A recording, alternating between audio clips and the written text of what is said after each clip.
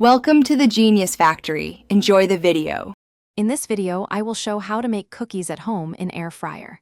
Preheat the air fryer to 325 degrees F and have dough scooped and chilled for best shape. Use a light hand when flattening and leave space between cookies for airflow. Check at 6 minutes, rotate tray if needed, and aim for golden edges with a soft center for best texture and flavor. For ingredients, use measured cups and room temperature butter for smooth creaming and even mixing. Fold in chocolate chips or nuts gently to keep air pockets in your dough. If dough is sticky, chill briefly rather than adding too much flour. Small adjustments like 1 teaspoon vanilla or a splash of milk can transform texture and flavor while keeping the process simple and suited. Arrange scooped dough onto parchment with at least 1 inch between cookies to allow even airflow. Bake at 325 degrees F and watch closely from 6 minutes for golden edges and soft centers.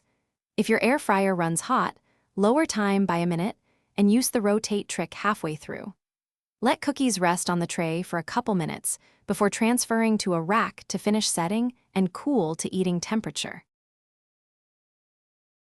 Thanks for watching. If you found this helpful, don't forget to like and subscribe.